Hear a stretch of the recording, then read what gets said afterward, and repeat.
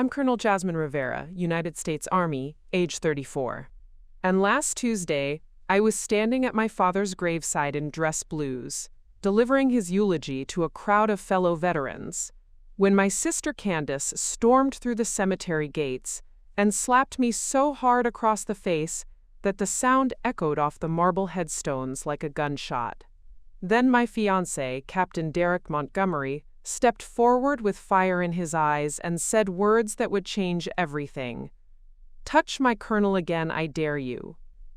Before we jump back in, tell us where you're tuning in from, and if this story touches you, make sure you're subscribed, because tomorrow, I've saved something extra special for you. My name is Colonel Jasmine Rivera, and I command the 82nd Engineering Battalion at Fort Braxton in North Carolina. After graduating from West Point in 2010, I spent my career building bridges, literally and figuratively, 2 tours in Afghanistan overseeing infrastructure reconstruction, 3 years in Germany managing NATO joint operations, 1 Purple Heart from an IED attack outside Kandahar that left me with a scar running from my left temple to my jawline and a permanent slight limp in my right leg. At 34, I had earned every single ribbon on my chest, every commendation in my file, and every ounce of respect from the soldiers under my command. I wasn't handed anything. I fought for it, bled for it, and nearly died for it on more than one occasion. The funeral was for Colonel Arthur Rivera, my father, who had served 32 years in the Army before retiring as a decorated Vietnam veteran. He passed away suddenly from a heart attack while working in his garden behind the family home in Millbrook Springs, Tennessee. Dad was my hero, my mentor, and the only person in my family who truly understood why I chose the military over the comfortable civilian life my mother had planned for me. Before I continue my story, if you could hit that like button and subscribe to my channel, and let me know in the comments where you're watching from, I would really appreciate it. Your support means everything to me. The service was held at Millbrook Springs National Cemetery, a rolling green landscape dotted with white headstones that stretched toward the Smoky Mountains in the distance. It was a perfect October morning, crisp and clear, with golden leaves drifting down from the oak trees that lined the cemetery paths. Dad would have loved the weather. He always said autumn in Tennessee was God's way of showing off. My battalion had driven up from Fort Braxton to provide the honor guard. 20 of my finest soldiers stood in perfect formation, rifles gleaming, boots polished to mirror brightness. My command sergeant major, First Sergeant Patricia Hawkins, had insisted on leading the detail personally. "The colonel's father deserves our best," she'd said, and I'd never been more grateful for her loyalty. Derek stood beside me in his dress uniform, representing the 101st Airborne Division, where he served as a company commander. We'd been engaged for 8 months, planning a wedding for the following spring. He was everything I'd never expected to find in a partner: strong enough to match my intensity, secure enough to celebrate my achievements, and wise enough to understand that my career wasn't competition for his affection. It was part of who I was. My mother, Patricia Rivera, sat in the front row of folding chairs, wearing a black dress and the same disapproving expression she'd worn to my West Point graduation, my promotion ceremonies, and every military event she'd ever reluctantly attended. Next to her sat my younger sister Candace, 29, a real estate agent from Nashville who had spent our entire lives believing that everything good that happened to me somehow took something away from her. The assembled crowd was impressive. Over 200 people had come to pay their respects to Dad. Fellow veterans from his Vietnam unit, neighbors from Millbrook Springs, colleagues from the VA hospital where he'd volunteered for years after retirement, and dozens of active duty soldiers whose lives he'd touched through various mentorship programs. The local American Legion had sent a color guard, and the mayor of Millbrook Springs had declared it a day of remembrance for all fallen heroes. I had spent weeks preparing my eulogy, writing and rewriting the words that could somehow capture the essence of the man who had taught me that service to country was the highest calling, that integrity was non-negotiable, and that a Rivera never backed down from a fight worth fighting. Dad had been so proud when I made Colonel 2 years ago, calling everyone he knew to brag about his daughter, the bird colonel, who was making history in a male-dominated field. As I stood there in my dress blues, the afternoon sun warming the brass buttons on my jacket, I felt the weight of his legacy on my shoulders. This was supposed to be my moment to honor him, to show everyone gathered what his example had created, to demonstrate that his investment in my dreams had paid dividends in service to others. The ceremony had proceeded flawlessly until that moment. Taps had been played with heartbreaking precision. The flag had been folded with military crispness and presented to my mother. I had delivered most of my eulogy without breaking, speaking about Dad's courage, his dedication to family and country, and his unwavering belief that his daughters could accomplish anything they set their minds to. But then, just as I was reaching the conclusion of my remarks, just as I was about to close with Dad's favorite saying about how a life of service is a life well lived, the peaceful moment shattered like glass hitting concrete. That's when Candace made her entrance. And everything changed. Preparing and narrating this story took us a lot of time, so if you are enjoying it, subscribe to our channel. It means a lot to us. Now back to the story. Candace came through the cemetery gates like a tornado in designer heels, her red Mercedes convertible screeching to a halt on the gravel road that wound between the headstones. She slammed the car door so hard it echoed across the silent memorial grounds, and I knew immediately that whatever was about to happen would be bad. She was dressed entirely wrong for a funeral, a tight white sundress that screamed, "Look at me," oversized sunglasses despite the afternoon shadows, and those ridiculous 5-inch stilettos that kept catching in the soft cemetery grass as she marched toward our father's gravesite. Her blonde hair was perfectly styled in beach waves that had probably cost more than most of my soldiers made in a week, and her face was set in that familiar expression of righteous fury that had terrorized family gatherings since we were children. I was still holding the microphone, mid-sentence in my closing remarks about Dad's legacy of service, when she reached the outer ring of mourners.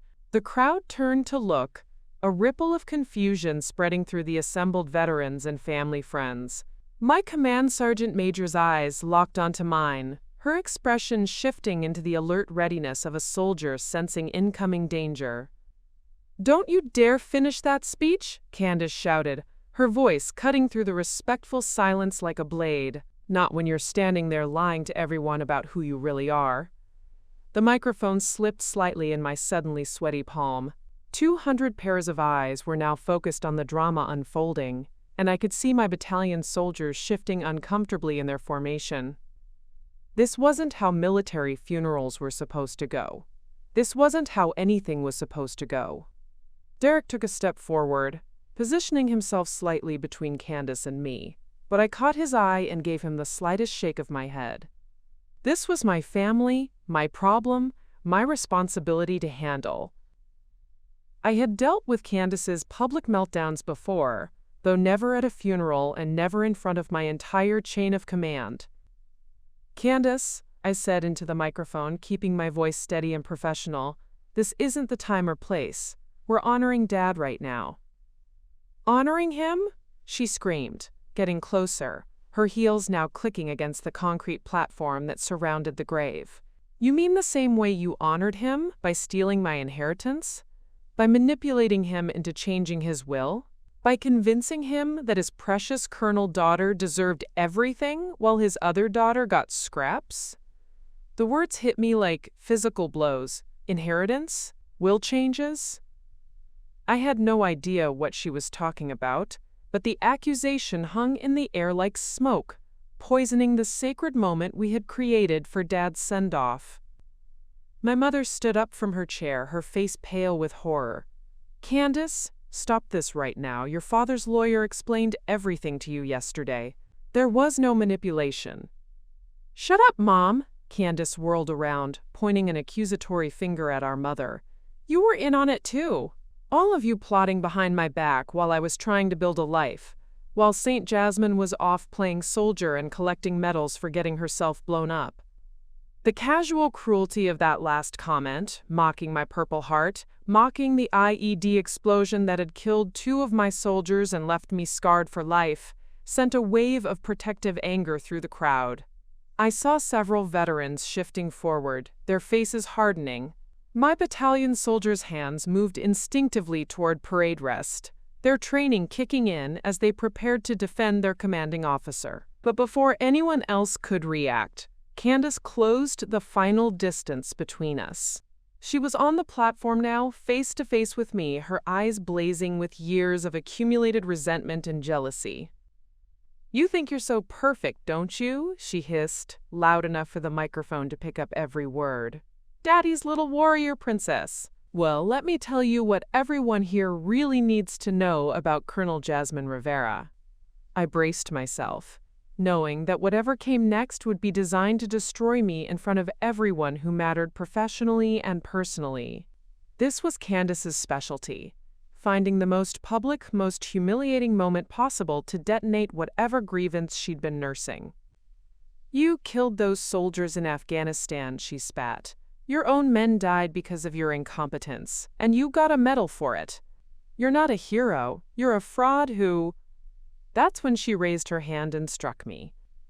The slap connected with my left cheek with a sound like a rifle crack, the force of it turning my head to the side and causing my dress hat to fall to the ground.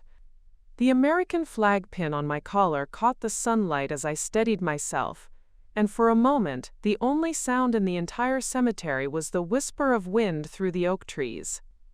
Time seemed suspended. I could feel the heat spreading across my cheek, could taste blood where my teeth had cut the inside of my mouth. The microphone had fallen from my hand and was lying on the concrete, creating a feedback screech that someone quickly silenced. 200 people stared in absolute shock. My soldiers stood frozen in formation, their faces reflecting a mixture of outrage and disbelief. Veterans who had served with my father were on their feet, some moving forward instinctively to intervene. My mother had her hands pressed to her mouth, tears streaming down her face. And Derek looked like he was about to commit violence. The slap echoed off the marble headstones, off the mausoleums, off the mountains in the distance. It seemed to hang in the air forever, a sound that would reshape everything that came after, a moment that would divide my life into before and after. I stood there, cheek burning, uniform perfect despite the assault, and felt something fundamental shift inside me. This wasn't just about Candace anymore. This was about respect, about honor, about the line that should never be crossed. And my sister had just crossed it in front of everyone who mattered. The storm was about to break. For 3 heartbeats, I remained perfectly still, my military training warring with my human emotions. The burn on my cheek felt like fire, but it wasn't the physical pain that threatened to break me. It was the absolute violation of the moment. This was my father's funeral. These were his final honors. And my sister had just turned it into a public spectacle that would haunt everyone present for the rest of their lives. I could feel my soldiers watching me, waiting to see how their commanding officer would handle being assaulted in front of them. This was uncharted territory in military protocol. What do you do when family attacks you during a sacred ceremony? How do you maintain command presence when someone you love has just tried to destroy you in the most public way possible? My jaw clenched involuntarily, not from the sting of the slap, but from the crushing weight of humiliation. I had faced enemy fire in Afghanistan. I had made life-and-death decisions under pressure. I had commanded hundreds of soldiers through complex operations. But standing there with my cheek burning and my dress hat on the ground, I felt more exposed and vulnerable than I ever had in a combat zone. The crowd remained frozen in a tableau of shock and disbelief.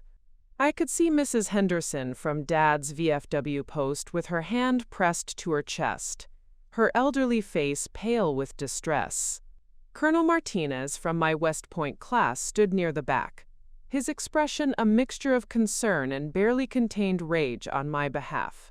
Several of the Vietnam veterans who had served with Dad looked ready to physically remove Candace themselves, their weathered faces hard with disapproval. But it was my soldiers' reactions that cut deepest. I saw Private Johnson, barely 19 years old and new to my battalion, looking between Candace and me with confusion and growing anger. Sergeant Williams, who had served under me for 3 years and had been with me during the IED attack, had his hands clenched into fists at his sides.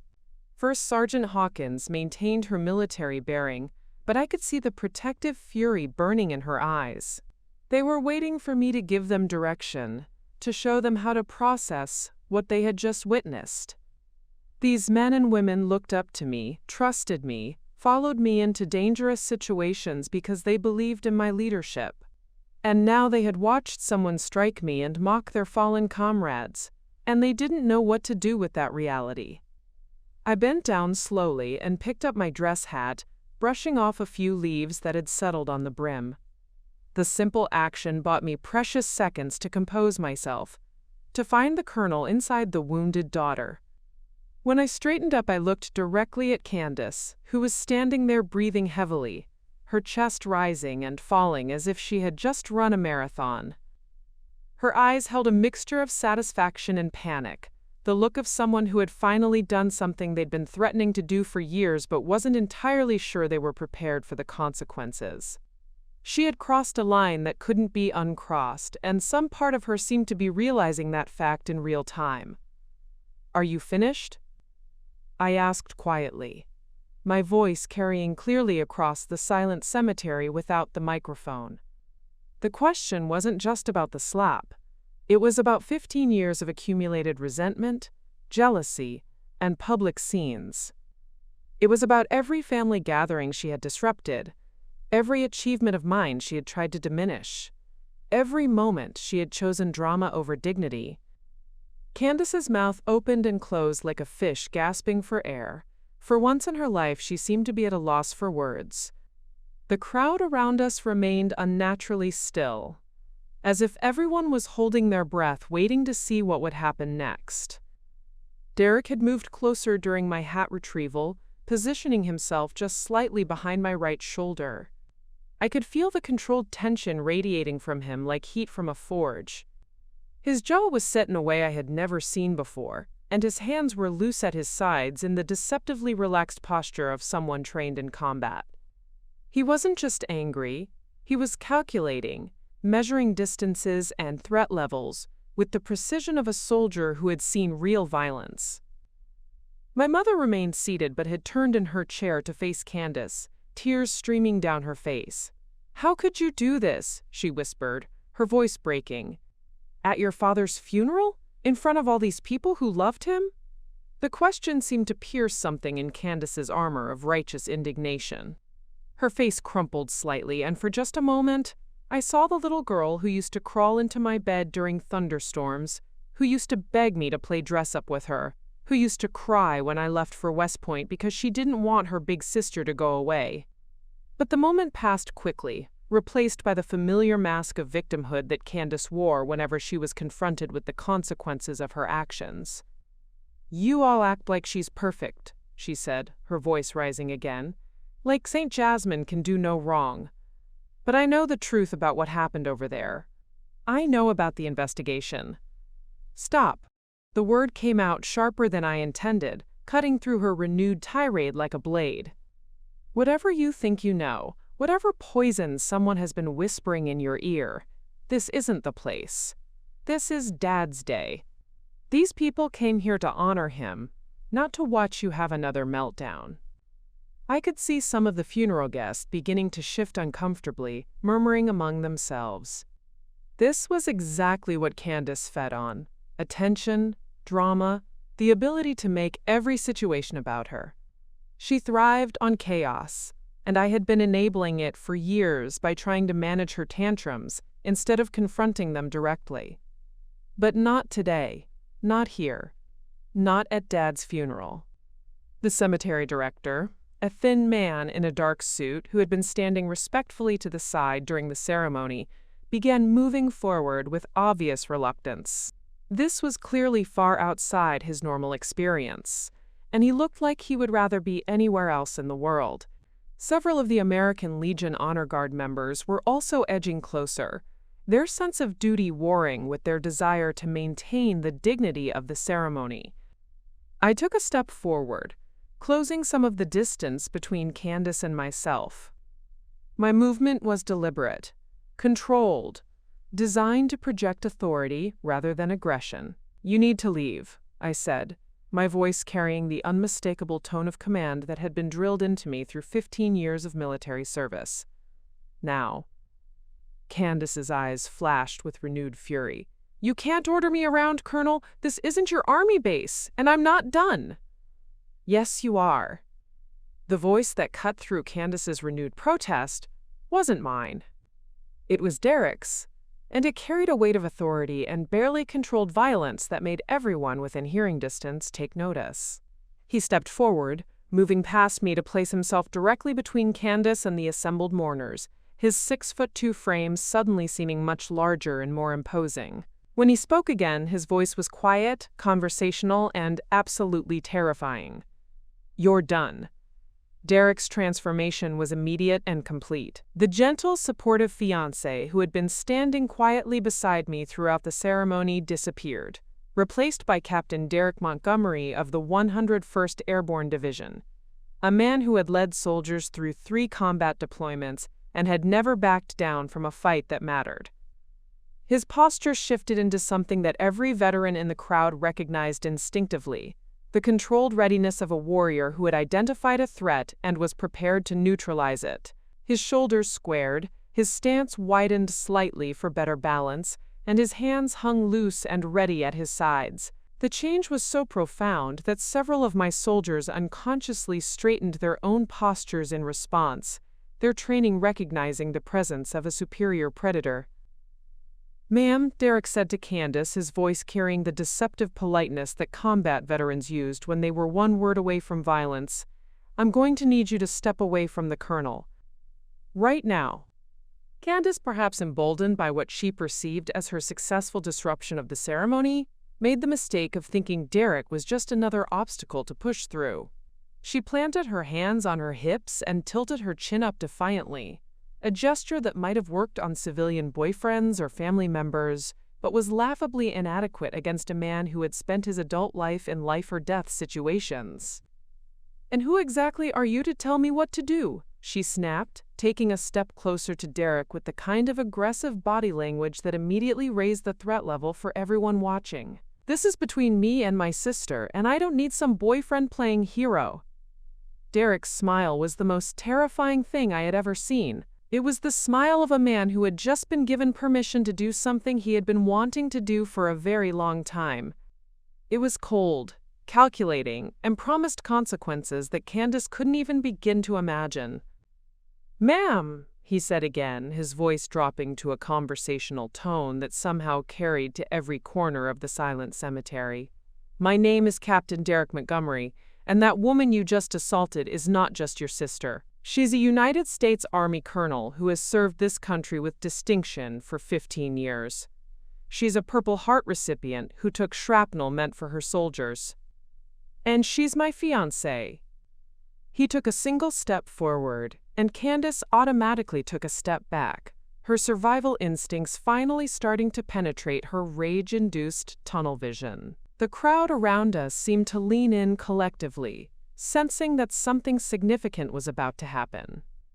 "Now," Derek continued, his voice still conversational but carrying undertones that made the hair on the back of my neck stand up, "you seem to be under the impression that you can come to her father's funeral, disrupt a military ceremony, and physically assault a superior officer in front of her command.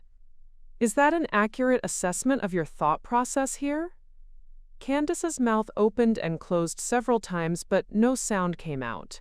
She was finally beginning to understand that she had wandered into territory far beyond her usual sphere of influence. This wasn't a family dinner where she could throw a tantrum and storm out. This wasn't a civilian setting where her dramatic performances could be written off as family dysfunction. This was a military funeral with military personnel who took assaults on their officers very, very seriously. Derek waited exactly 3 seconds for her response, then nodded as if her silence had confirmed everything he needed to know. I see. Well, let me explain how this is going to work. You're going to apologize to Colonel Rivera for disrupting her father's funeral and for assaulting her in front of her soldiers. Then you're going to walk back to your car, drive away, and never come within 100 yards of her again. You can't touch my colonel again, Derek interrupted, his voice dropping to barely above a whisper, but somehow carrying absolute authority. I dare you. The challenge hung in the air like a loaded weapon. Every person in that cemetery understood that this wasn't a threat. It was a promise. Derek wasn't bluffing or posturing or trying to intimidate Candace into compliance. He was stating a simple fact. If she laid another hand on me, there would be consequences that she was not prepared to face. I could see the exact moment when the reality of her situation finally penetrated Candace's anger-clouded judgment.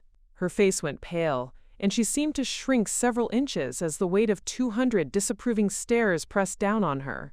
She looked around frantically, perhaps hoping to find allies among the funeral guests, but found only faces filled with disgust and contempt for her behavior. First Sergeant Hawkins had moved closer during Derek's intervention, positioning herself at the edge of the platform with the casual readiness of a senior NCO who was prepared to back up her officers. Several of the Vietnam veterans had also shifted position, forming a loose semicircle that effectively trapped Candace between Derek and an increasingly hostile crowd. My mother stood up from her chair, her face streaked with tears but her voice steady when she spoke.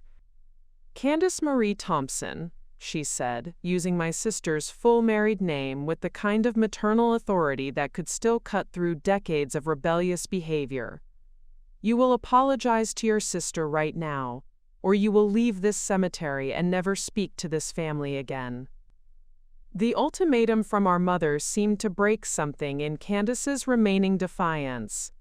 She looked at Mom, then at Derek, then at the sea of disapproving faces surrounding her, and finally at me. For just a moment, I saw something that might have been genuine remorse flicker across her features.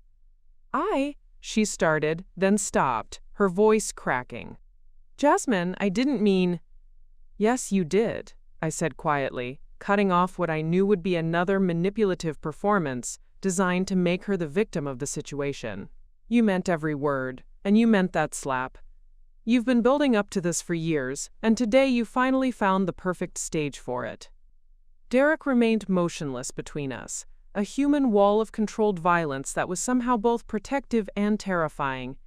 I could see the tension in his shoulders, the way his breathing had shifted into the controlled pattern of someone prepared for immediate action. He was giving Candace every opportunity to de-escalate the situation, but he was also making it clear that any further aggression would be met with overwhelming response. The cemetery director finally found his voice, stepping forward, with obvious reluctance.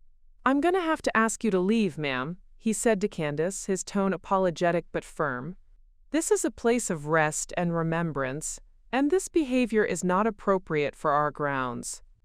Candace looked around one more time, seeming to finally understand that she had no allies, no escape route, and no way to spin this situation into anything other than what it was.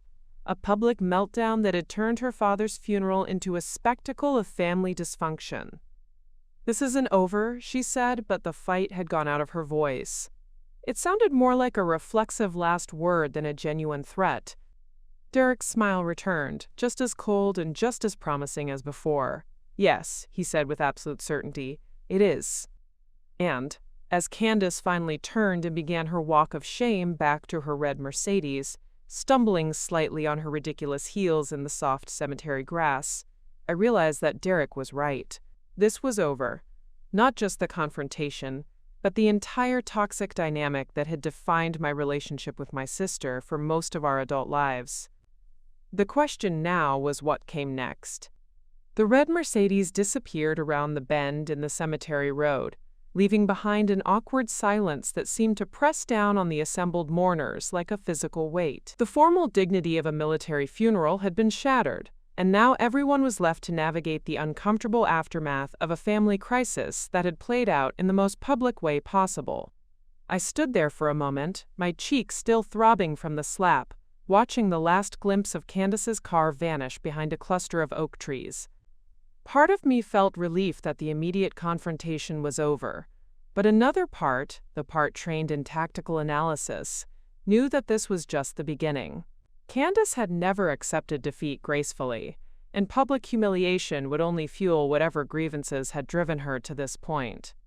Derek remained positioned between where she had been standing and me, his body language still radiating the controlled readiness of a soldier who wasn't entirely convinced the threat had passed.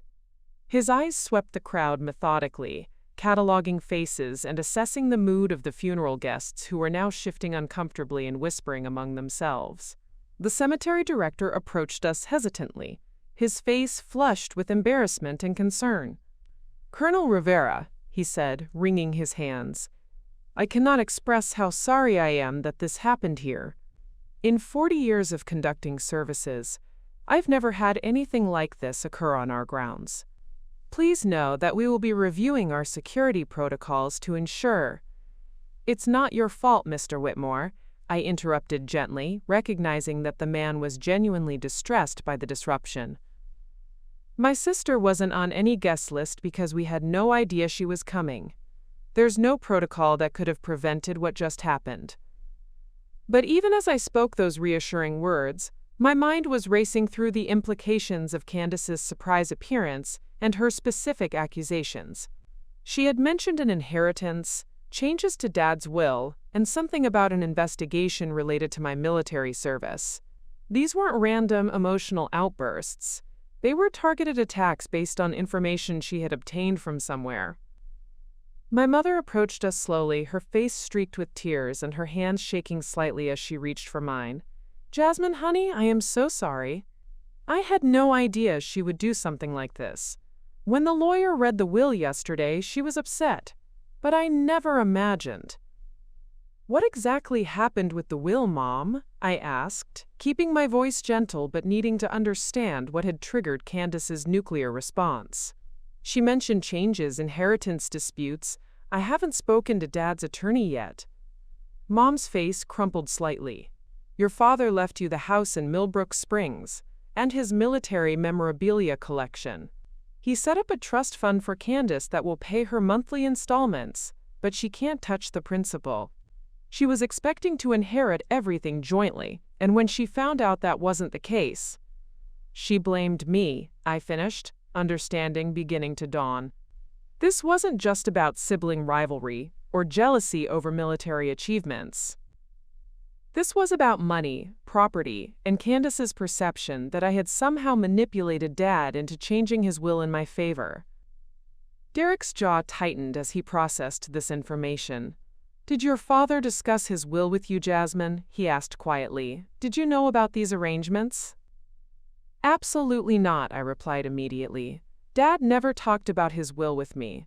I assumed everything would be split equally between Candace and me. I had no idea he was leaving me the house." First Sergeant Hawkins had been standing at a respectful distance, but now she stepped closer with the measured approach of a senior NCO who had something important to communicate. "Colonel," she said quietly, "we need to discuss security protocols. If your sister is making wild accusations about your military service, especially mentioning investigations, we need to ensure this doesn't escalate further." The weight of her words hit me like a physical blow. I had been so focused on the family drama aspect of the situation, but I hadn't fully processed the potential professional implications. Candace had made specific claims about my military record in front of my soldiers, my command structure, and dozens of veterans. Even if her accusations were completely baseless, the mere fact that they had been made publicly could create problems for my career. Derek's expression darkened as he reached the same conclusion. "What investigation was she referring to?" he asked, his voice taking on the clinical tone he used when analyzing intelligence reports. "Is there anything in your service record that could be twisted or misrepresented?" I thought back through my 15 years of service, trying to identify anything that could be construed as controversial or problematic. "There was a standard after-action review following the IED incident in Afghanistan," I said slowly. "It's routine after any attack that results in casualties. But it was purely procedural. No wrongdoing was found. No disciplinary action was taken. But someone with access to those files could potentially mischaracterize the investigation," Derek said grimly. "Make it sound like there were questions about your competence or decision-making." The implications of that possibility sent a chill through me. Military careers could be destroyed by innuendo and suspicion, even when no actual wrongdoing had occurred. If Candace had somehow obtained information about the after-action review and was planning to weaponize it against me, she could do serious damage to my reputation and my ability to continue serving. My mother had been listening to this exchange with growing alarm. "She's been dating that defense contractor, Trevor Blackstone," she said suddenly. "He works for some big firm in Nashville that does government contracts. Could he have access to military records?" Derek and I exchanged a look that communicated volumes without words. Defense contractors often had security clearances that gave them access to sensitive information, and if Trevor had been feeding Candace details about my military service, it could explain how she knew about the investigation. "We need to report this," Derek said firmly. "If a civilian contractor is sharing classified information with unauthorized persons, that's a serious security breach. And if your sister is planning to use that information to damage your career, we need to get ahead of it." First Sergeant Hawkins nodded grimly. "I'll contact the Battalion S2 officer as soon as we get back to Fort Braxton. We need a full security review of anyone who's had access to the colonel's service records." The funeral guests were beginning to disperse, many of them approaching to offer condolences and quiet words of support. I could see the concern in their eyes, the understanding that they had witnessed something that went far beyond normal family dysfunction. These were people who respected my father, who had come to honor his memory, and they had instead been subjected to a public character assassination attempt. Colonel Martinez from West Point clasped my shoulder as he prepared to leave. "Jasmine," he said quietly, "whatever that was about, don't let it define this day or your father's memory. Arthur would be proud of how you handled yourself out there." But as more people offered similar words of support and gradually made their way back to their cars, I couldn't shake the feeling that this was far from over. Candace had retreated, but she hadn't surrendered, and now I knew she potentially had access to information that could be weaponized against my military career. Derek remained close beside me as we watched the last of the funeral guests depart, his protective instincts still on high alert. "We need to assume she's not done," he said quietly. "Today was just the opening salvo. If she's working with someone who has access to classified information, she's going to come back harder." I nodded, understanding that the slap at Dad's funeral had been just the beginning of what was likely to be a much larger battle. But as I looked around at the cemetery where my father was now at rest, surrounded by other veterans who had served their country with honor, I felt something settle into place inside me. I had spent years trying to manage Candace's emotional volatility, trying to keep peace in the family, trying to protect everyone from her destructive tendencies. But that ended today. She had crossed lines that couldn't be uncrossed, made accusations that couldn't be unsaid, and potentially compromised national security in her quest to destroy me. The war had been declared. Now I had to decide how to fight it. The drive back to Fort Braxton took place in relative silence, with Derek handling the wheel of his pickup truck while I stared out the passenger window at the Tennessee countryside rolling past. My dress uniform felt heavy and constricting, and I kept touching my cheek where a faint red mark still showed evidence of Candace's assault. The contrast between the peaceful October landscape and the chaos that had just unfolded felt surreal, like I was moving between two different worlds. Behind us, a convoy of military vehicles carried my soldiers back to base. I had briefly considered riding with First Sergeant Hawkins in the official vehicle, but Derek had quietly insisted that I needed some civilian space to process what had happened before returning to the demands of command. He was right, though I wasn't sure any amount of processing could make sense of the last few hours. "We need to make some decisions," Derek said finally, breaking the silence as we crossed the state line into North Carolina. His voice was calm and measured, but I could hear the underlying tension that indicated his mind was working through tactical considerations. "This isn't going to stay contained to family drama." I nodded, understanding the implications.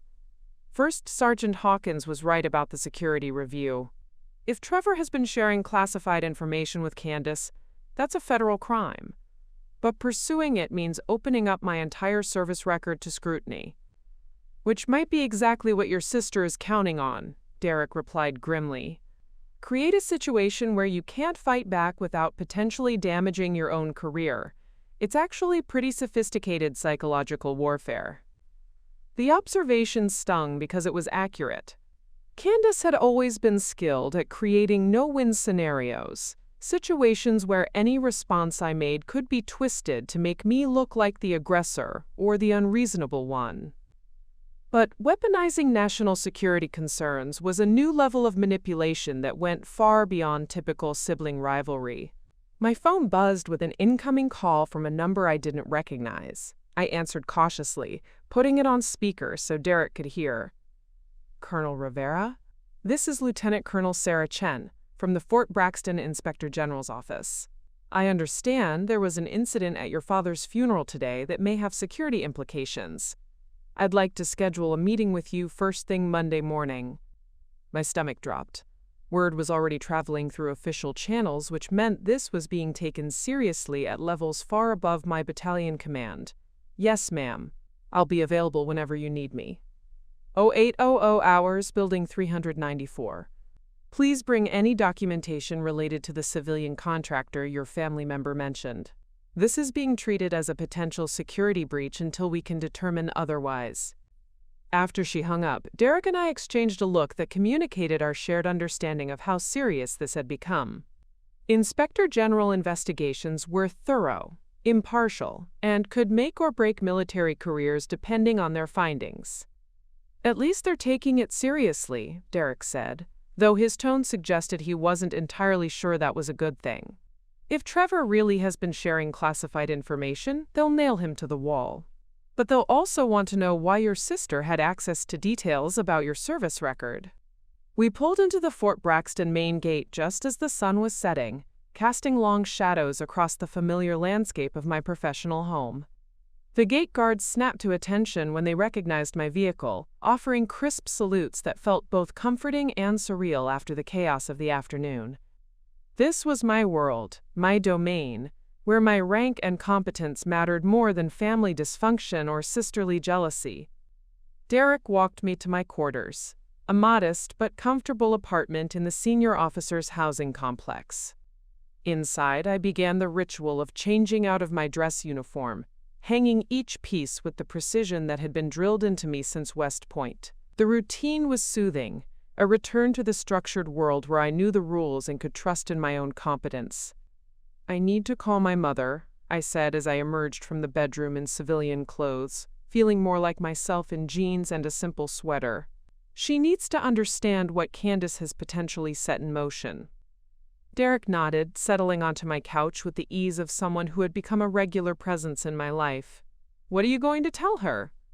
"The truth, that her younger daughter may have committed federal crimes in her quest to destroy me, and that there will be consequences." I picked up my phone, steeling myself for what would undoubtedly be a difficult conversation. My mother answered on the second ring, her voice still shaky from the emotional trauma of the day. "Jasmine, are you all right, honey? I've been so worried." "Mom, we need to talk about what happens next," I interrupted gently. Candace's accusations today weren't just hurtful family drama. If she obtained information about my military service through her boyfriend's security clearance, that's a serious federal crime. Silence stretched across the phone line before Mom responded in a small voice. What kind of consequences are we talking about? Trevor could face criminal charges, loss of his security clearance, and probably the end of his career in defense contracting. Candace could be charged as an accessory if she knowingly received classified information. And there will be a full investigation into how this happened and who else might be involved. I heard Mom's sharp intake of breath. But she's your sister. Surely you're not going to press charges against your own family? The question hit me like a physical blow, carrying with it all the years of family dynamics where I had been expected to absorb Candace's emotional abuse for the sake of keeping peace. It was the same logic that had allowed my sister to terrorize family gatherings, manipulate situations to her advantage, and face minimal consequences for increasingly destructive behavior. Mom, I said quietly, Candace assaulted me in front of my soldiers and made accusations that could destroy my military career. She potentially compromised national security information in her attempt to hurt me. This isn't about sibling rivalry anymore. This is about criminal behavior that affects more than just our family. Derek moved closer, offering silent support as I navigated the most difficult conversation I'd ever had with my mother. His presence reminded me that I wasn't alone in this, that there were people in my life who valued truth and justice over family convenience. I don't want to lose both my daughters, Mom said finally, her voice breaking. Your father always said you girls would find your way back to each other eventually. Dad also raised me to believe in honor, integrity, and accountability, I replied. He would expect me to do the right thing, even when it's hard. Especially when it's hard. After ending the call, I sat in silence for several minutes, processing the weight of the decisions ahead of me.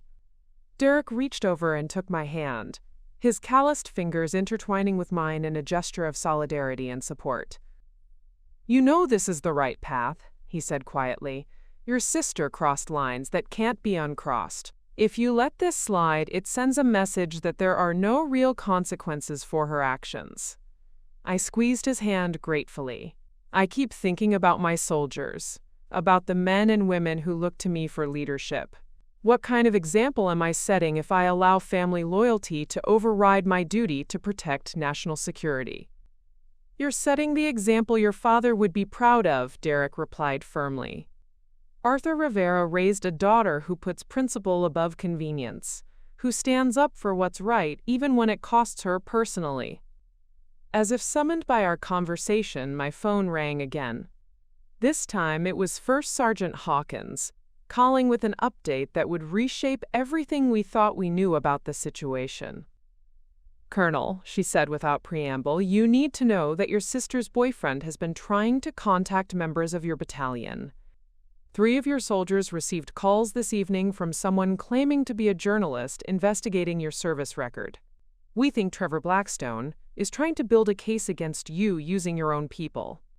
The conversation with Hawkins lasted another 20 minutes, each new detail painting a picture of a coordinated attack on my military career that went far beyond a sister's jealous tantrum. This was systematic, calculated, and potentially devastating if not handled correctly. After hanging up, I looked at Derek with a mixture of determination and grim resolve. It's not just about consequences anymore, it's about survival. He nodded, understanding that we had moved beyond family drama into something that resembled actual warfare. Then we fight it like a war, strategically, tactically, and with everything we've got. That night, sleep came in fragments. I found myself lying in bed, staring at the ceiling, my mind churning through 15 years of memories with Candace, trying to pinpoint exactly when our relationship had transformed from normal sibling rivalry into something toxic and destructive. Derek had offered to stay, but I needed space to process the emotional earthquake that had shattered my world at Dad's graveside. The red numbers on my alarm clock glowed 3:47 a.m. when I finally gave up on sleep and padded to the kitchen to make coffee. Through the window, I could see the lights of Fort Braxton stretching across the North Carolina landscape, a reminder of the structured world that had become my sanctuary from family chaos. But even that sanctuary felt threatened now, contaminated by Candace's accusations and Trevor's systematic campaign against my reputation. I settled into the oversized armchair that had been Dad's favorite, the one piece of furniture I'd claimed from his house years ago when he'd downsized after Mom moved to her retirement community in Florida. The leather was worn soft from decades of use, and sitting in it still made me feel connected to him in a way that nothing else could. If only he were here now to help me navigate this nightmare. Growing up in Millbrook Springs, Candace and I had been close despite our 4-year age gap. I remembered teaching her to ride a bike in the driveway of our childhood home, helping her with homework when she struggled in school, defending her from neighborhood bullies who teased her about her thick glasses and awkward adolescent years. She had been my shadow then, following me everywhere with the devoted admiration that only a little sister could possess. The shift had begun in high school, when my academic achievements and athletic success started attracting attention that Candace couldn't match.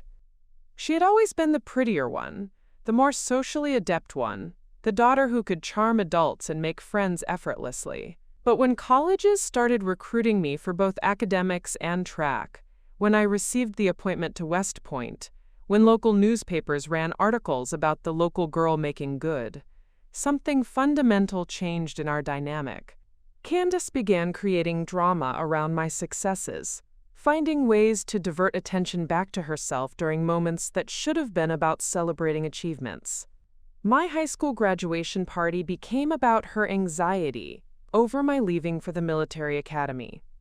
My West Point commissioning ceremony was overshadowed by her emotional breakdown about, quote, losing her sister to the Army. Even my Purple Heart ceremony had been tainted by her theatrical performance about how my injuries had, quote, traumatized the whole family.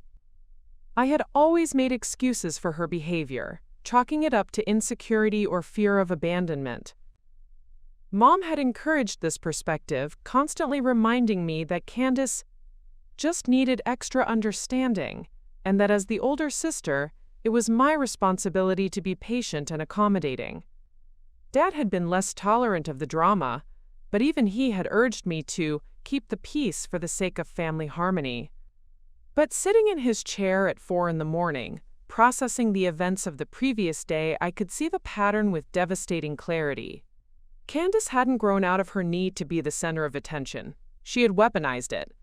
Every achievement in my military career had been met with some crisis or drama that required family attention and energy. Every promotion had been accompanied by some emergency that demanded I prove my loyalty to family over service. The most painful realization was understanding how I had enabled this pattern by consistently choosing to absorb her emotional abuse rather than confront it directly. I had convinced myself that maintaining family relationships was worth the cost of my own peace and dignity. But Dad's funeral had shown me the ultimate destination of that path. Watching someone I loved destroy a sacred moment with calculated cruelty. My phone buzzed with a text message from Derek. Can't sleep either. Want company? I smiled despite everything and texted back, coffee's fresh. Doors unlocked. 20 minutes later, he appeared in my kitchen wearing rumpled civilian clothes and carrying a box of donuts from the 24-hour bakery off base. His hair was disheveled from sleep, but his eyes were alert and concerned as he studied my face in the dim kitchen light. You look like you've been wrestling with demons, he said gently, pouring himself a cup of coffee and settling across from me at the small dining table. Just trying to figure out how I missed the signs, I replied, accepting a glazed donut that I had no appetite for. This didn't happen overnight. Candace has been building towards something like this for years, and I've been so focused on managing her emotional volatility that I never saw the bigger picture. Derek nodded thoughtfully. You were trained to solve problems, to fix things. But some people don't want their problems solved. They want to use their problems as weapons against other people. Your sister figured out that family loyalty was your weakness, and she's been exploiting it systematically. The observation stung because it was accurate. I had spent my adult life proving my competence in increasingly challenging military situations. But I had remained emotionally naive about the people closest to me. I had applied military principles of honor and loyalty to relationships that operated by entirely different rules. "There's something else," I said, voicing a suspicion that had been growing throughout the sleepless night. "I don't think Candace orchestrated this alone. The timing, the specific accusations, the coordination with Trevor, it feels too sophisticated for someone who's never shown this level of strategic thinking before." Derek's expression darkened. "You think someone else is pulling the strings?" "I think someone with knowledge of military careers and security clearances has been advising her. Someone who understands exactly how to damage an officer's reputation and career prospects." I paused, considering the implications. "Trevor has the security clearance, but does he have the strategic mindset to plan something this complex?"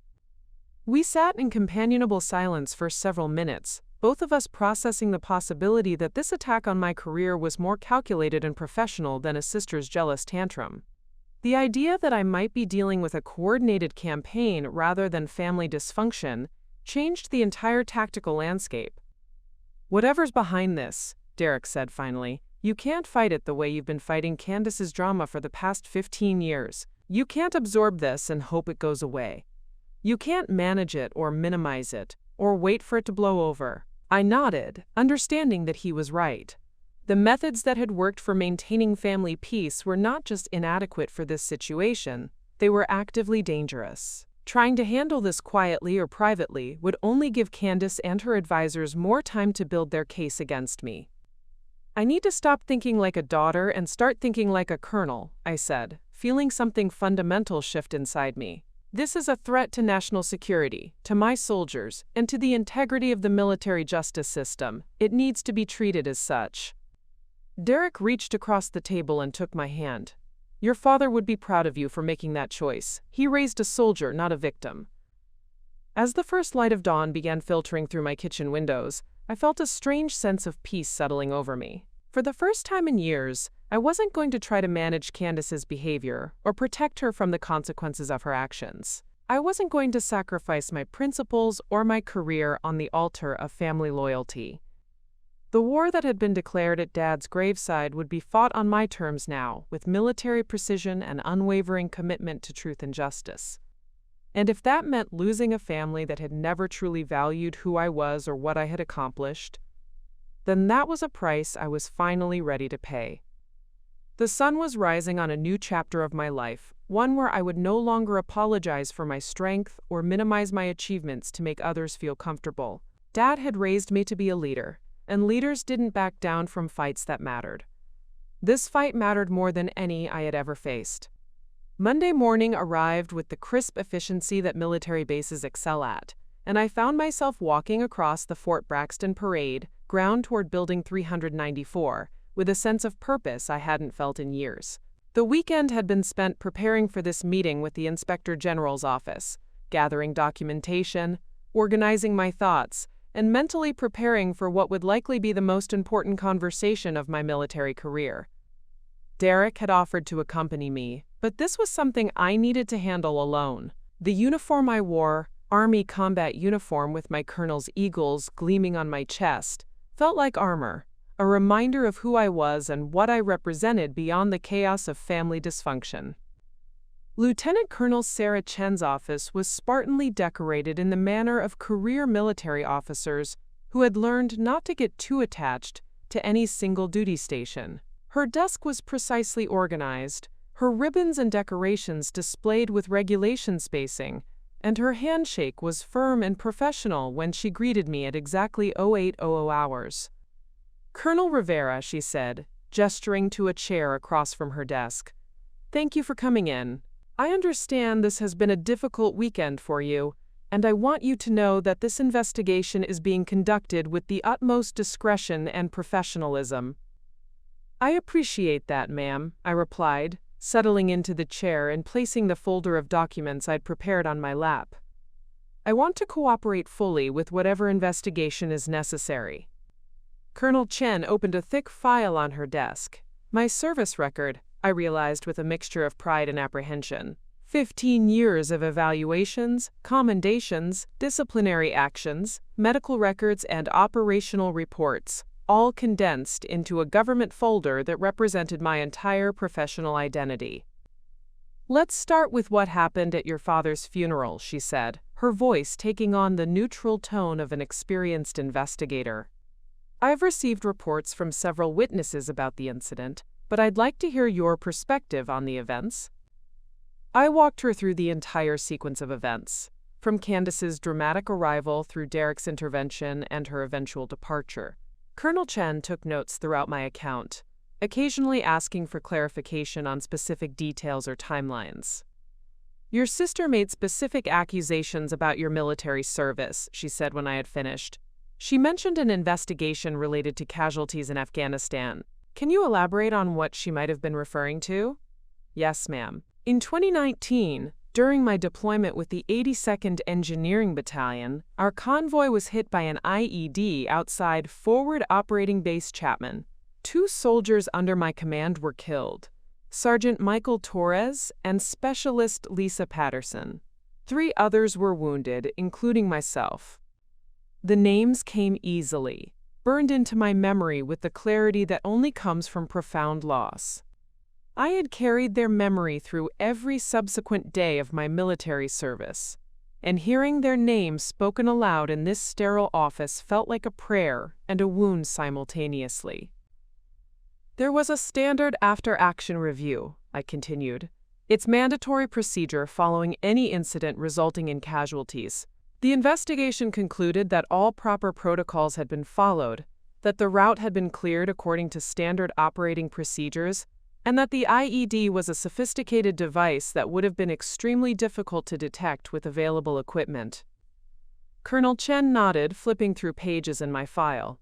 "I have the complete after-action report here. No fault was found with your command decisions or tactical planning. In fact, your actions during and after the attack were commended. You sustained serious injuries while directing the medical evacuation of your wounded soldiers." "That's correct, ma'am. I was awarded the Purple Heart for injuries sustained and the Bronze Star with V device for actions during the engagement." "So your sister's accusations about incompetence or wrongdoing are completely unfounded," Colonel Chen said, making a note in her file. "The question becomes how she obtained information about a classified after-action review in the first place." This was the moment I had been preparing for all weekend. "Ma'am, my sister has been in a relationship for approximately 2 years with Trevor Blackstone, a defense contractor who works for Meridian Systems Group in Nashville. According to my mother, he specializes in logistics and supply chain management for military installations." Colonel Chen's expression sharpened with interest. "What level of security clearance would someone in that position typically hold?" "Secret clearance at minimum, possibly top secret depending on the specific contracts he's working on. He would potentially have access to personnel files, operational reports, and after-action reviews as part of his logistical planning responsibilities." "And you believe Mr. Blackstone may have shared classified information with your sister?" "Yes, ma'am. The specificity of her accusations, the timing of her attack, and the fact that she knew details about the investigation that aren't part of my public record all suggest she had access to information she shouldn't have possessed." Colonel Chen leaned back in her chair, processing the implications. "This is a serious allegation, Colonel Rivera. If proven, it would constitute multiple federal crimes: unauthorized disclosure of classified information, potential espionage charges, and conspiracy to damage national security." "I understand the gravity of the situation, ma'am, but there's more." I opened my folder and extracted the notes I'd taken during my conversation with First Sergeant Hawkins. "Since the funeral, Mr. Blackstone has been attempting to contact members of my battalion. He's posed as a journalist investigating my service record and has specifically asked about the Afghanistan incident." The temperature in the room seemed to drop several degrees as Colonel Chen absorbed this information. Her professional composure remained intact, but I could see the calculating intensity in her eyes that indicated she was mentally assembling a much larger puzzle than either of us had initially anticipated. "How many of your soldiers has he contacted?" "At least 3 that we know of. Private Johnson, Sergeant Williams, and Corporal Martinez. First Sergeant Hawkins has instructed the entire battalion to report any contact from unauthorized personnel attempting to gather information about my service record." Colonel Chen was writing rapidly now, her pen moving across a legal pad with the efficiency of someone who understood the significance of every detail. "This suggests a coordinated campaign, rather than a spontaneous family dispute. Someone is conducting what amounts to an intelligence operation against a serving military officer." The weight of that statement settled over me like a heavy blanket. I had been thinking in terms of family drama and career protection, but Colonel Chen was describing something that bordered on espionage, or at least a sophisticated attack on military personnel and security. "Ma'am," I said carefully, "what kind of resources would someone need to conduct this type of operation? The coordination, the access to classified information, the systematic approach to gathering intelligence. It feels beyond what a civilian contractor and my sister could manage alone." Colonel Chen's pause before answering told me that she had been considering the same question. "That's exactly what we're going to find out, Colonel.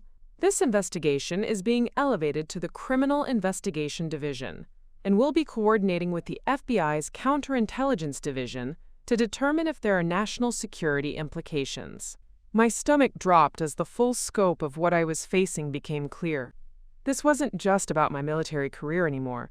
I had potentially become the target of an intelligence operation that threatened military security and could have implications far beyond my personal situation. "What do you need from me, ma'am?" "Complete cooperation, absolute honesty, and a willingness to follow this investigation wherever it leads, even if it means facing some difficult truths about people you've trusted." Colonel Chen closed my file and leaned forward. "Colonel Rivera, I want you to understand that you are not under investigation. You are the victim of what appears to be a sophisticated attack on military personnel and classified information. But that also means you're now a key witness in a federal investigation that could have far-reaching consequences." As I left Building 394 an hour later, my head was spinning with the implications of everything that had been discussed. What had started as a family crisis at Dad's funeral had evolved into a federal investigation involving multiple agencies and potential national security implications. But for the first time since Candace had slapped me at the graveside, I felt like I was on solid ground. The military system I had served for 15 years was now protecting me, investigating the threats against me, and treating my situation with the seriousness it deserved. The war that had been declared at Dad's funeral was about to be fought with resources and expertise that my attackers had never anticipated, and I was finally ready to stop being a victim and start being a colonel. 3 days after my meeting with the Inspector General, I was reviewing maintenance schedules in my office when First Sergeant Hawkins knocked on my door with an expression that immediately put me on alert. She had the look of a senior NCO who was about to deliver news that would complicate an already complex situation. "Colonel," she said, closing the door behind her with unusual care, "your sister is at the main gate. She's requesting permission to see you, and she claims she has information relevant to the ongoing investigation." I set down my pen and considered this development. After 3 days of federal investigators quietly gathering evidence and interviewing personnel, Candace's sudden appearance felt suspiciously convenient. Either she had realized the magnitude of what she had set in motion and was attempting damage control, or this was another calculated move in whatever game she and Trevor were playing. "Did she come alone?" I asked. "Yes, ma'am. No sign of the boyfriend. She's been waiting for about 20 minutes and seems different. Less aggressive than at the funeral. The gate guards described her as subdued." I weighed my options carefully. The smart tactical choice would be to refuse the meeting and let the federal investigators handle all contact with potential subjects of their investigation. But the part of me that was still Arthur Rivera's daughter, still the big sister who had once taught Candace to ride a bike, needed to understand what had driven her to such destructive extremes. Have her escorted to conference room B, I decided. Full documentation of the meeting, and I want you present as a witness. If she's here to confess or provide information, we need it properly recorded. 20 minutes later, I sat across from my sister in the sterile conference room, studying the woman who had been both my shadow and my tormentor for most of our lives. Candace looked smaller somehow, diminished in a way that went beyond her simple civilian clothes and lack of makeup. Her eyes were red-rimmed as if she hadn't slept, and her hands shook slightly as she folded them on the table. "Thank you for seeing me," she said quietly, her voice lacking the dramatic flair that usually characterized her interactions with me. "I know you have every right to refuse." "You have 5 minutes," I replied, keeping my tone neutral and professional. "First Sergeant Hawkins is here as a witness, and this conversation is being documented. If you have information relevant to the federal investigation, you should be speaking to the FBI, not to me." Candace flinched at the mention of federal investigation, and I saw something that might have been genuine fear flicker across her features. "That's actually why I'm here.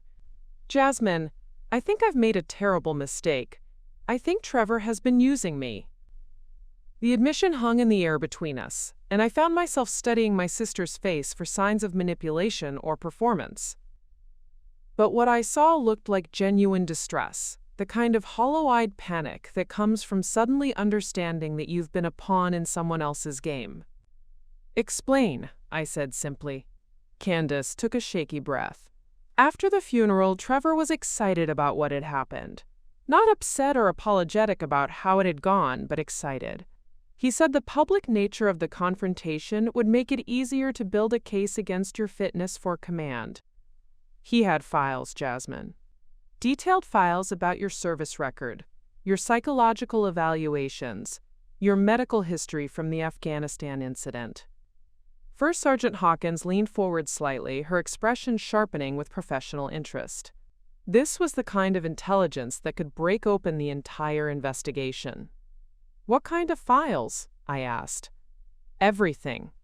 Personnel evaluations going back to your lieutenant days.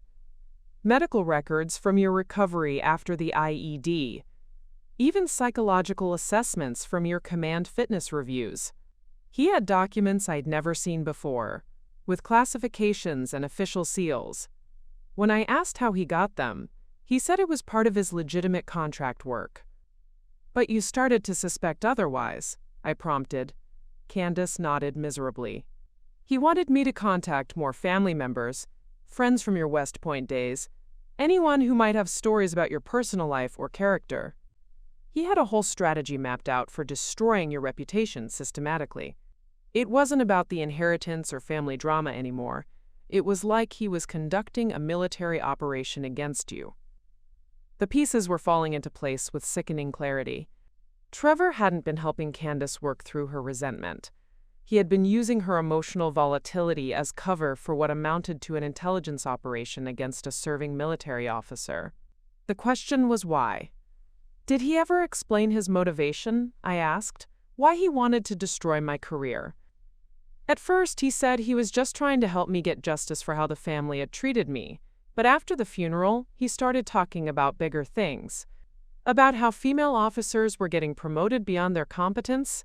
About how the military was being weakened by political correctness. It started to sound like he had an agenda that went way beyond helping me." First Sergeant Hawkins and I exchanged a look. What Candace was describing sounded like ideologically motivated targeting, possibly connected to broader efforts to undermine military leadership or specific demographic groups within the armed forces. "Candace," I said carefully, "I need you to understand something. If Trevor has been using his security clearance to gather classified information for unauthorized purposes, that's espionage. If he's been coordinating attacks on military personnel based on ideological motivations, that could be terrorism. You could be charged as an accessory to federal crimes." The color drained from her face. "I didn't know. I swear to you, Jasmine, I thought this was just about family stuff. I was angry about Dad's will, and I wanted you to know how I felt about always being second best. I never intended for it to become this. But you did intend to destroy my military career, I pointed out. You did intend to humiliate me in front of my soldiers and damage my reputation.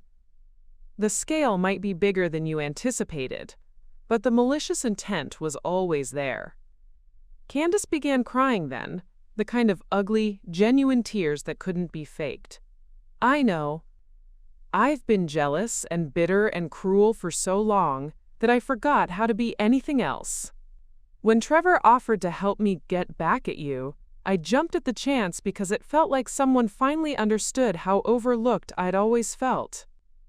I watched my sister fall apart across the conference table and felt a complex mixture of emotions: anger at her betrayal, sadness for the relationship we'd never had, and a grudging respect for her apparent willingness to face the consequences of her actions. "What made you realize you were being used?" I asked. "Yesterday, Trevor told me that the next phase would involve contacting your soldiers directly, trying to get them to say things about your leadership that could be taken out of context. When I hesitated, he got angry and said I was being weak, that I needed to commit fully to destroying you or he would find other ways to get the information he needed."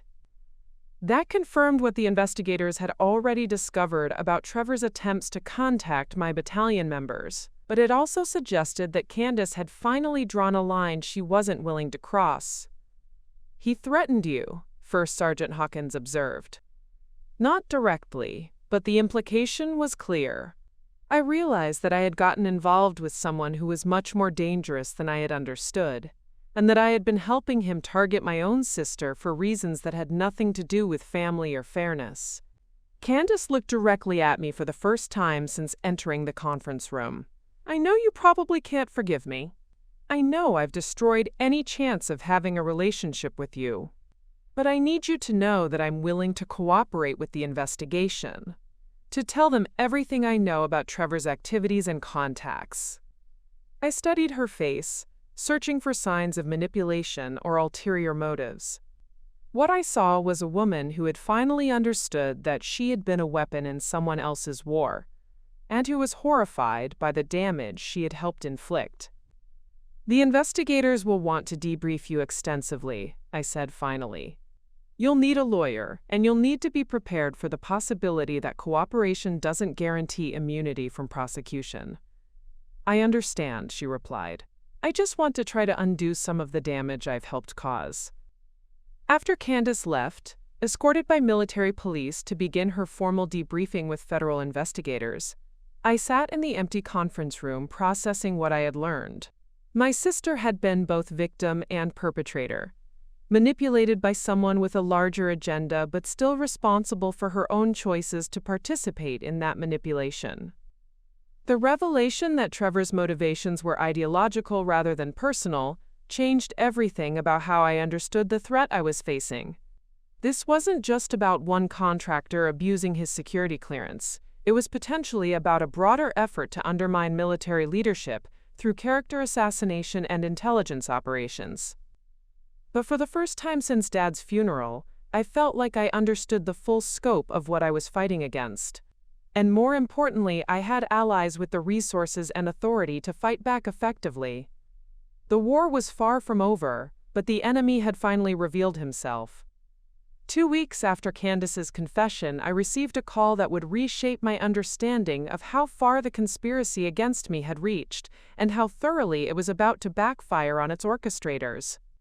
The voice on the other end belonged to Brigadier General Patricia Hawthorne, Deputy Chief of Staff for Personnel at the Department of the Army, a woman whose reputation for integrity and strategic thinking was legendary throughout the service. "Colonel Rivera," she said without preamble, "I need you in Washington by 0800 tomorrow. The Chief of Staff wants to meet with you personally regarding the investigation into the attacks on your career and the broader implications for military security." My hand tightened on the phone. A summons to meet with the Army Chief of Staff was either the best possible news or the worst, and there was no middle ground. "Yes, ma'am." "Should I bring counsel?" "You should bring your dress uniform and your service record," General Hawthorne replied. "You're not going to Washington as a subject of investigation, Colonel. You're going as a case study in how our personnel security systems can be weaponized against our own people, and what we're going to do to prevent it from happening again." The flight to Washington gave me time to process the implications of what General Hawthorne had said. The investigation had apparently uncovered something significant enough to warrant attention at the highest levels of Army leadership. That could mean vindication for me personally, but it also suggested that the conspiracy involving Trevor and potentially others was larger and more serious than anyone had initially realized. Derek had insisted on accompanying me, using leave time to provide moral support for what he understood could be a career-defining moment. During the flight, he helped me prepare for questions I might face, but both of us were operating largely in the dark about what the investigators had discovered. The Pentagon at 0700 hours was a study in controlled chaos, with thousands of military and civilian personnel beginning their daily mission of defending American interests around the world. Walking through those corridors in my dress uniform, I felt the weight of history and responsibility that came with serving at the highest levels of military leadership. General Hawthorne's office was a testament to 30 years of distinguished service, with commendations from multiple combat deployments and leadership positions displayed alongside personal mementos that spoke to a career dedicated to soldiers and their families. She stood when I entered, offering a handshake that conveyed both strength and solidarity. "Colonel Rivera," she said, "before we go upstairs to meet with the chief, I want you to understand what the investigation has uncovered. Trevor Blackstone wasn't working alone, and this wasn't an isolated incident targeting just you." She gestured to a thick briefing folder on her desk. Mr. Blackstone was part of a network of defense contractors and civilian employees, with security clearances who were systematically gathering intelligence on female military officers, officers from minority backgrounds, and others they perceived as representing unwelcome changes in military culture. The scope of what she was describing hit me like a physical blow. How many officers were targeted? 17 that we've identified so far, across all service branches. Some faced character assassination campaigns, others had their personal information distributed to extremist groups, and a few received direct threats against themselves and their families. General Hawthorne's expression was grim. "You were selected because your high profile and rapid promotion made you a valuable target for demonstrating that unqualified officers were being promoted based on demographics rather than merit." I absorbed this information with the clinical detachment I had learned to apply to intelligence briefings, even when the intelligence concerned threats to my own safety and career. What evidence do they have? Everything. Electronic communications, financial records, classified documents that were improperly accessed and distributed, recorded conversations between conspirators planning specific operations against targeted officers. She opened the briefing folder and showed me several pages of what appeared to be email transcripts. "Your sister's cooperation provided the initial break in the case, but the FBI's Counterintelligence Division has been building a comprehensive picture of the entire network." Reading through the evidence was surreal. My name appeared throughout communications that discussed me as a target, analyzed my vulnerabilities, and planned specific attacks on my reputation and career. There were psychological profiles, assessments of my family relationships, and detailed strategies for using Candace's resentment as a weapon against me. "The good news," General Hawthorne continued, "is that their own thoroughness in documenting their activities has provided us with ironclad evidence of multiple federal crimes. The bad news is that this investigation has revealed systematic vulnerabilities in our security clearance and personnel systems that we need to address immediately." 20 minutes later, I found myself in the office of General Marcus Thompson, Chief of Staff of the United States Army, a man whose presence dominated the room even when he was sitting quietly behind his desk reviewing documents. His introduction was characteristically direct. Colonel Rivera, I've been following your case since the initial reports reached my office, and I want you to know that what happened to you represents a failure at multiple levels of our institution. We failed to protect you from people who were using their positions of trust to wage ideological warfare against our own personnel. Thank you, sir, I replied, unsure what response was appropriate to such an unprecedented statement from the highest levels of Army leadership. More importantly, he continued, your response to these attacks, your professionalism, your cooperation with investigators, and your commitment to the truth, even when it meant exposing family members to prosecution, represents the kind of character and integrity we need in our senior leadership. He stood and walked around his desk to face me directly.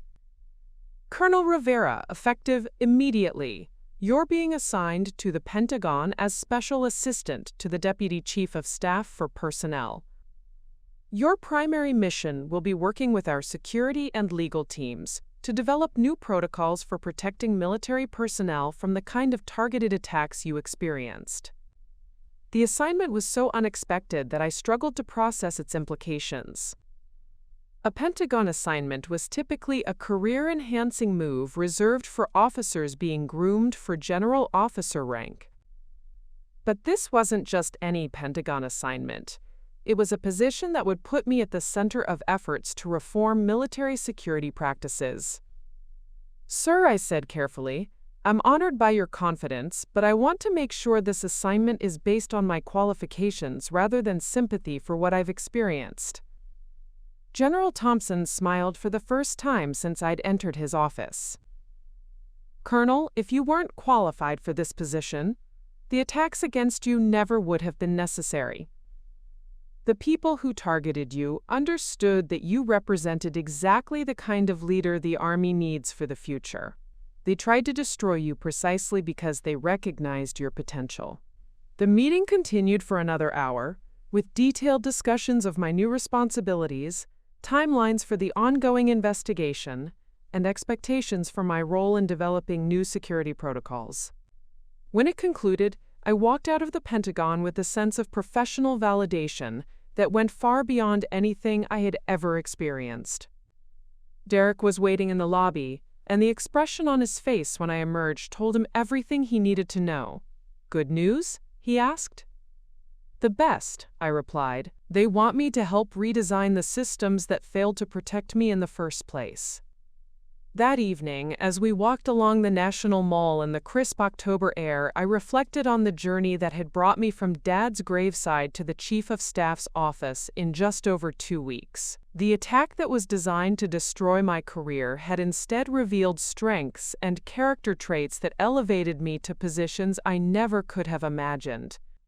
Your father would be proud, Derek said as we stood looking up at the Lincoln Memorial, not just of your new assignment, but of how you handled everything that led to it.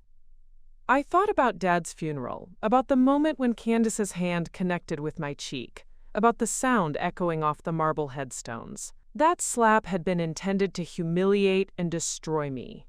Instead, it had set in motion a chain of events that revealed the true character of everyone involved, and ultimately elevated me to a position where I could help protect other military personnel from similar attacks. The war that had been declared at Dad's graveside was ending not with my defeat but with my promotion to General Staff and a mission to ensure that no other officer would face what I had endured. Sometimes the best revenge was simply becoming everything your enemies feared you could be.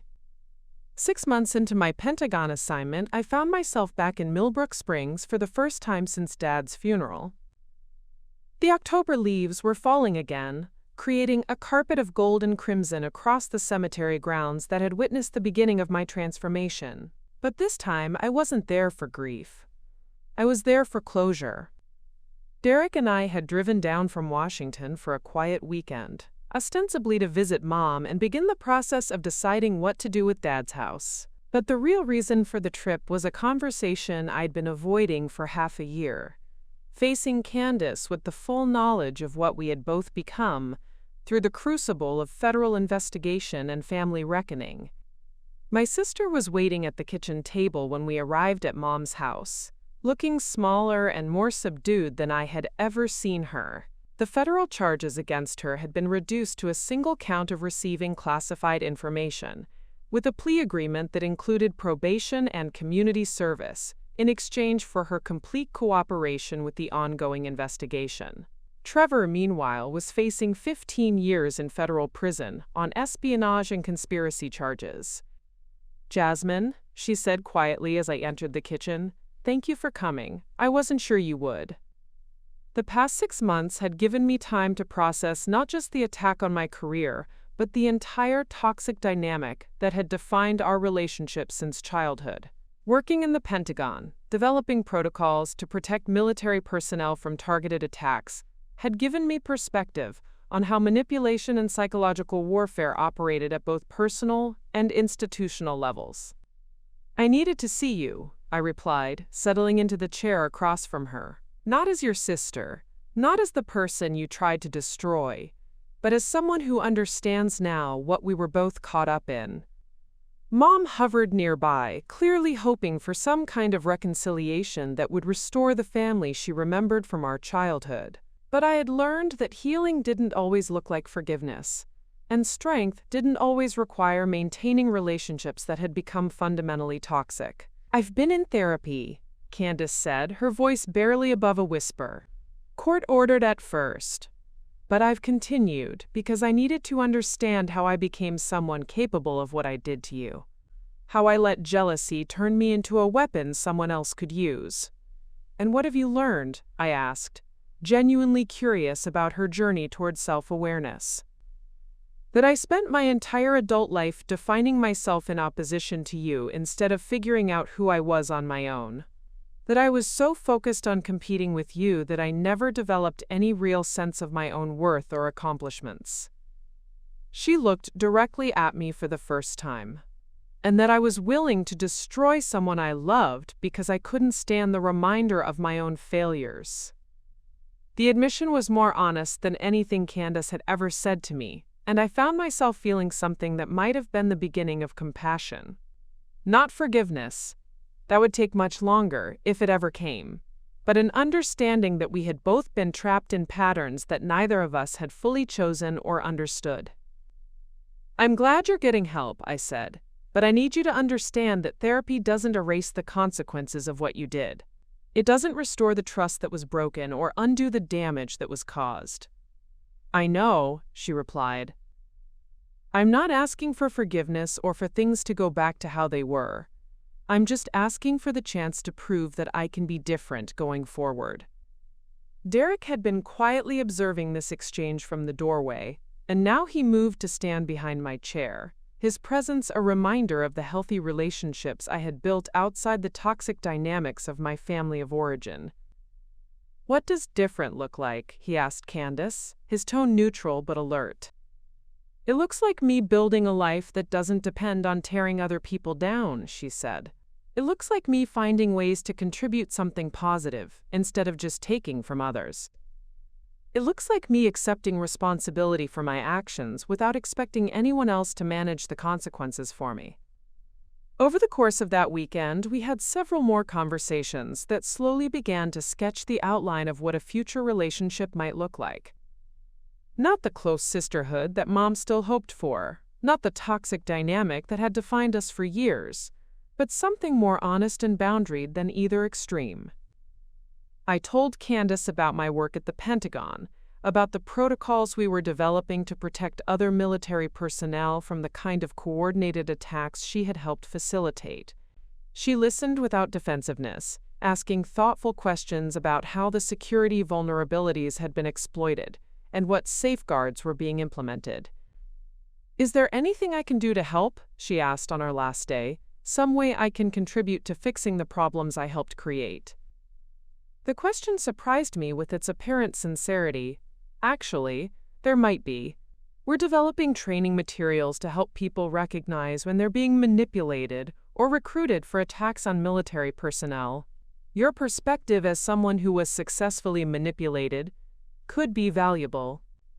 It was a small step, but it represented something I hadn't expected to see from Candace, a willingness to use her experience in service of something larger than her own interests. 1 year after Dad's funeral, I stood in the same cemetery where my life had been forever changed, but this time I wasn't alone. Derek was beside me, wearing his dress uniform for our wedding ceremony that would take place the following month. Behind us stood a small group of military colleagues, family members, and friends who had supported me through the most challenging year of my life. We were there for the dedication of a memorial bench in Dad's honor, a simple granite seat positioned near his gravesite with a bronze plaque that read, Colonel Arthur Rivera, United States Army.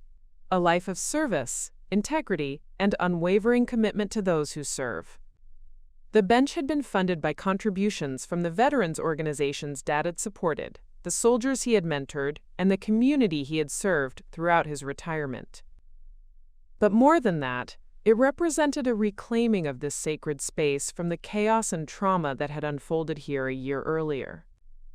He would have loved this, Mom said, tears streaming down her face as she traced the letters of his name with her finger. All these people coming together to honor him.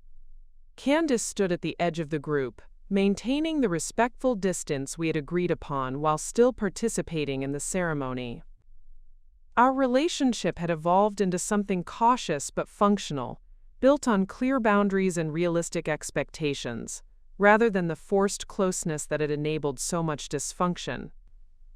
As the small ceremony concluded and people began to disperse, I found myself alone at Dad's gravesite for the first time since the day that had changed everything. Derek waited nearby, understanding that I needed a moment to process the full circle I had traveled. Dad, I said quietly to the marble headstone, I think you'd be proud of what came out of all this chaos. Not just the Pentagon assignment or the security reforms, but who I became in the process of fighting for myself. The afternoon sun was warm on my face, and I could hear the distant sound of children playing in the park adjacent to the cemetery. Life continuing, moving forward, building on the foundations laid by those who had served before. My phone buzzed with a text message from Lieutenant Colonel Chen, who had become both a mentor and a friend during the investigation. Saw the news about your promotion list. Congratulations, Colonel Rivera, well deserved. I smiled, remembering that the promotion results wouldn't be officially announced until the following week. But the Pentagon was a small community, and news traveled fast among those who needed to know. Derek noticed my expression and raised an eyebrow. Good news? The best, I replied. It looks like I made the list for Brigadier General. His smile was radiant as he pulled me into an embrace that lasted long enough to draw amused looks from the remaining ceremony attendees. General Rivera, he said, testing how the title sounded. I like it. Walking back toward our car, I reflected on the journey that had brought me from that terrible moment of public humiliation to this point of professional triumph and personal peace. The slap that was meant to destroy me had instead revealed strengths I didn't know I possessed, exposed enemies I needed to defeat, and ultimately elevated me to positions where I could protect others from similar attacks. That evening, as Derek and I sat on the porch of Dad's house, my house now, watching the sun set over the Tennessee mountains, I felt a profound sense of completion.